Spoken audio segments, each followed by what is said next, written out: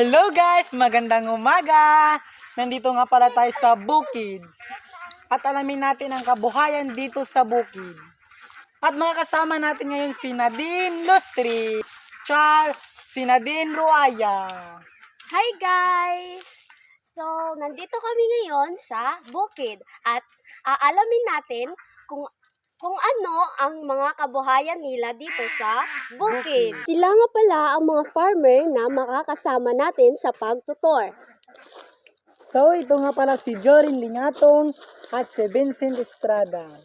Kailangan nyo munang palitan yung damit nyo para iwas sa kati. Ay! So guys, kailangan pa namin magpalit ng jacket para iwas daw sa kati. So let's go, magbihis muna tayo guys. Tapos na kami magbihis guys! So ano pang hinihintay natin? Ano, Tara? So ang unahin nga pala namin ngayon ay ang mga alaga nilang iti. Pag nasa bukid ka talaga, hindi mawawala ang mga alaga ng iti. Tara, puntahan natin. So ito nga pala ang mga alaga nilang iti.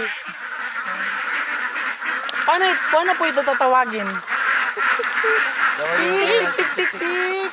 Hala, ang dami nila, no?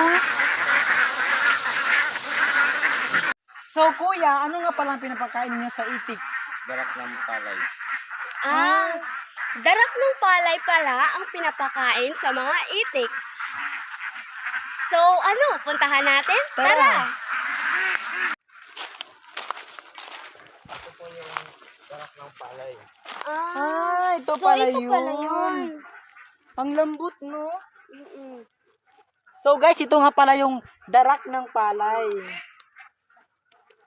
Saan ang mga tirahan ng mga itik? Ito po yun.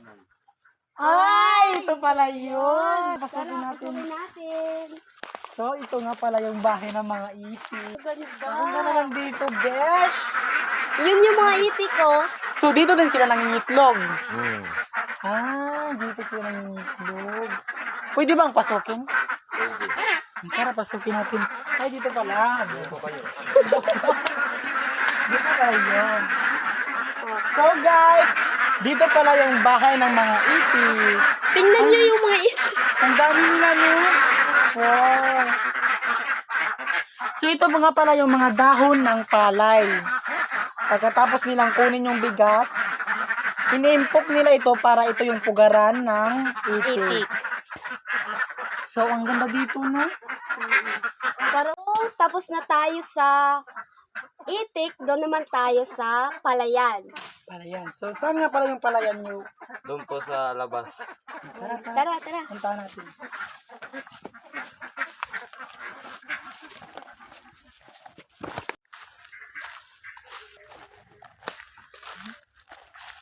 So guys, nandito na kami sa Palayan! At before daw kami pupunta doon, may susuotin kami ngayon na butas para iwas daw sa putik at Magsuot kati. muna kayo ng butas para hindi kayo maputikan. So ito yung butas. So guys, tapos na kami magsuot ng butas.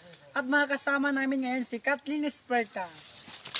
Hi guys! Tara na sa palayan!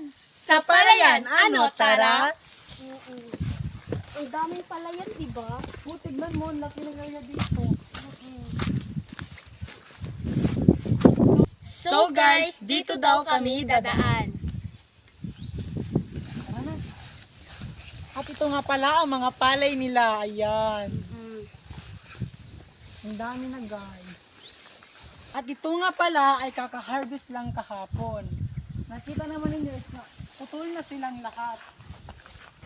Guys, ano nga ba ang palay? Ang palay ay isang bigas. Isa ito sa pamumuhay dito sa bukid. Bukod sa bigas, may iba pa silang tinatanim, katulad ng kamuting kahoy, gabi at saging. At marami pang iba. At samahan nyo kaming alamin ang kabuhayan dito sa bukid. Ang pagkukupres naman ay isang paraan para dito sila kumita sa pamamagitan ng pinapatuyong laman ng niyog or buko. Karaniwan, kinakayod mo na yung buko tapos binibilad sa araw hanggang tumigas at matuyo.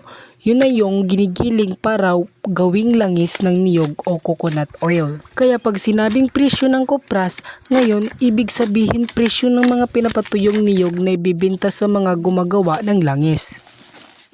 So guys, ngayon pupunta naman kami sa mga taniman ng kamuting kahoy at saging. Ano, tara? So guys, nandito na kami sa taniman ng saging, kamuting kahoy at gulay. So ngayon guys, kukuha tayo ng gulay. Ngayon, simulan na natin.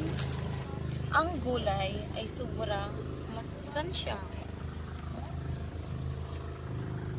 So guys, tapos na kaming pumunta sa taniman ng kamuting kahoy at saging. Ngayon, i-interview din naman namin si Kuya. Kuya, kailan kayo nagsimulang magtanim ng palay? Uwing Hunyo at Disyembre po kami mag-umpisa, depende po sa ulan. Paano nyo po inalagaan ang mga tinatanim ng gulay, kamuting kahoy at palay? Nililinisan po ako at binubunot at binabantayan sa mga daga at kupol. So guys, yun lang. Bye-bye!